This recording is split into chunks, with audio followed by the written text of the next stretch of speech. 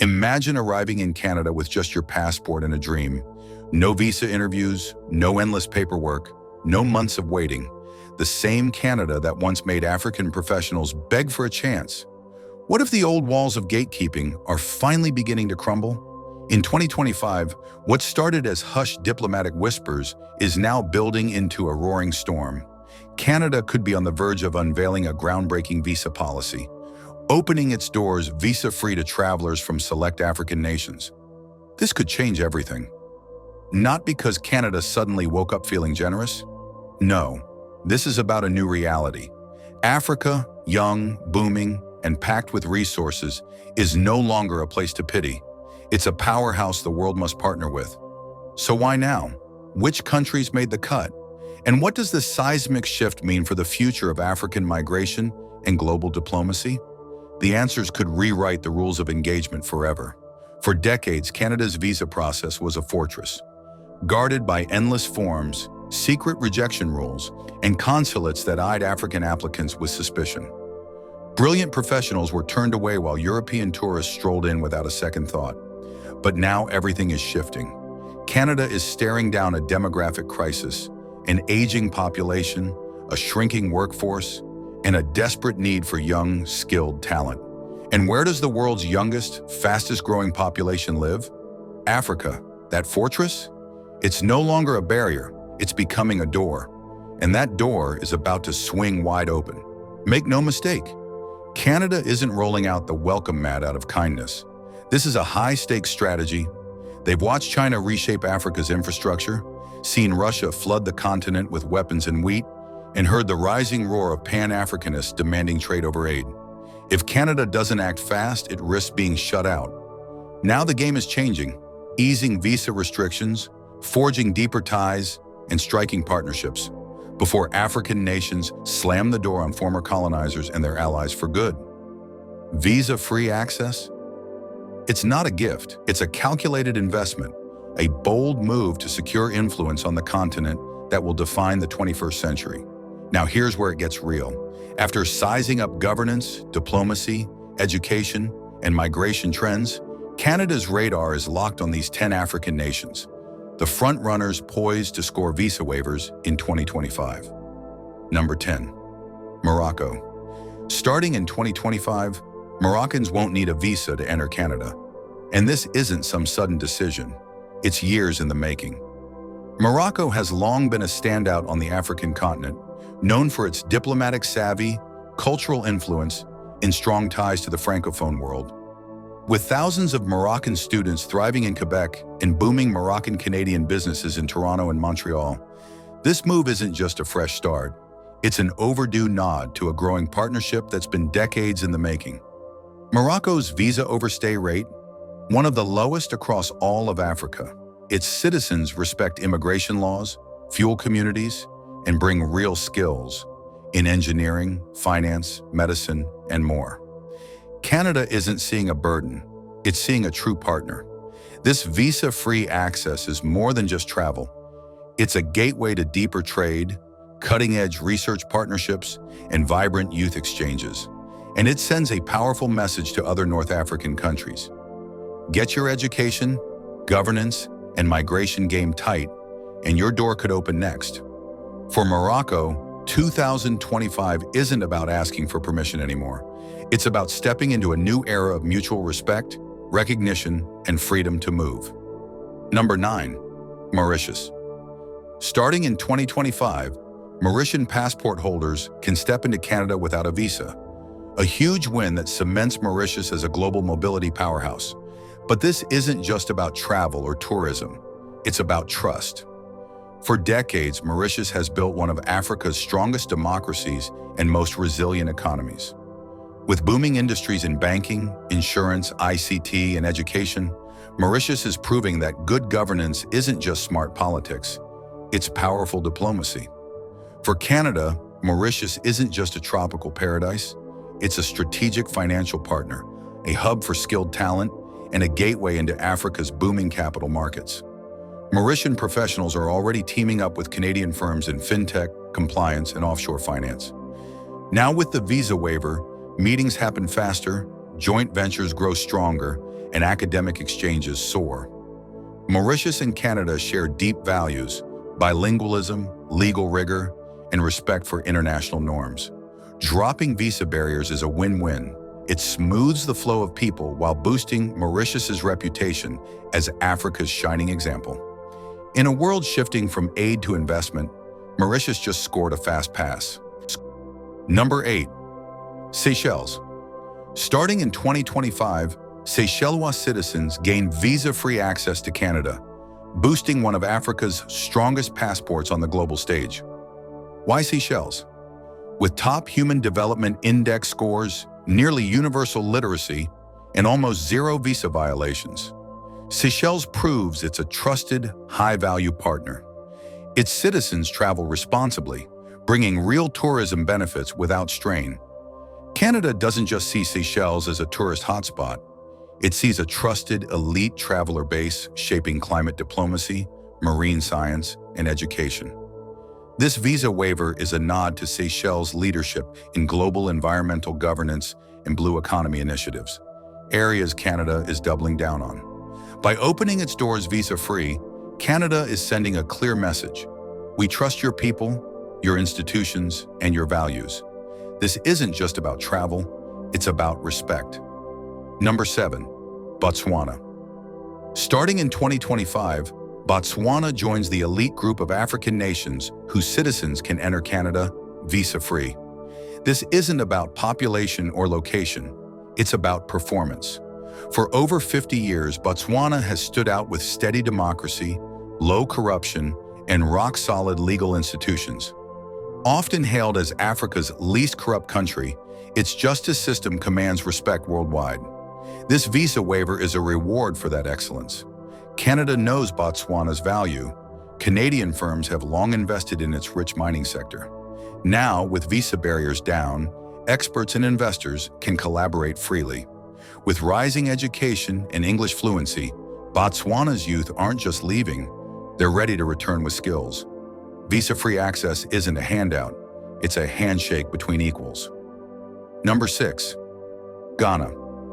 Ghana has been paving the way, and in 2025, Canada is set to waive visas for Ghanaian travelers, kicking off a bold new era in North-South mobility. Why Ghana? Because it's West Africa's innovation powerhouse. With a booming fintech scene, cutting-edge digital infrastructure, and startups revolutionizing health tech, education, and mobile banking.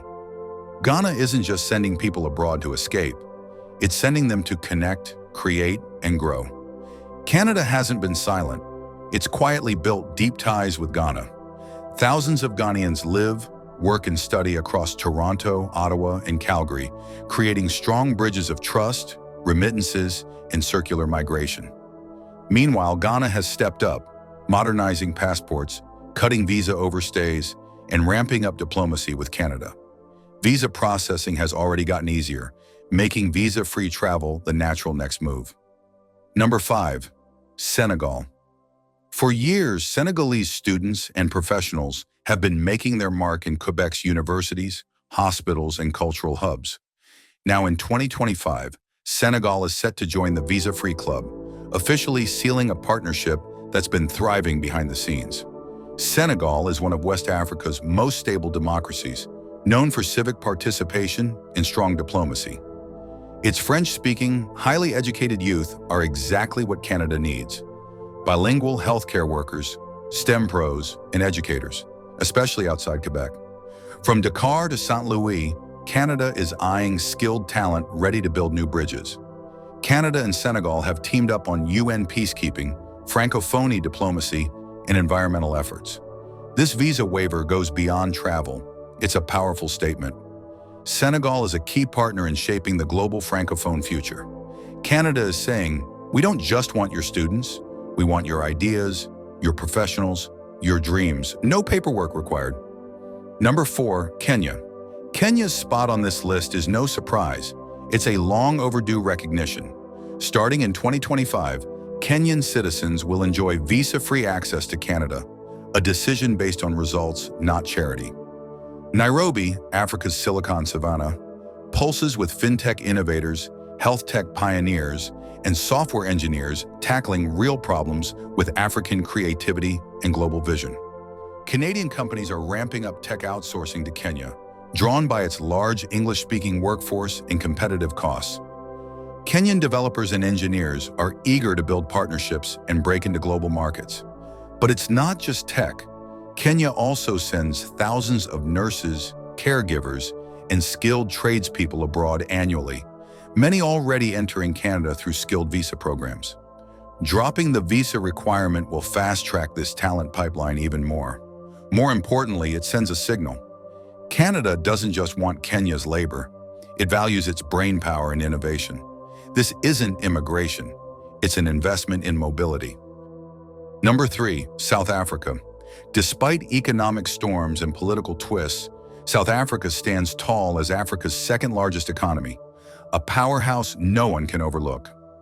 Canada gets it, and that's why visa-free travel for South Africans is set to become a reality in 2025. South Africa offers legal systems modeled on Western constitutional frameworks, universities ranked among the world's best, and a middle class highly accustomed to global travel. In fact, Canadian universities already enroll a significant number of South African students, particularly in STEM, business, and medicine. But more than that, South Africa is a gateway country. It sits at the intersection of regional diplomacy, finance, mining, and multilateral governance in Africa.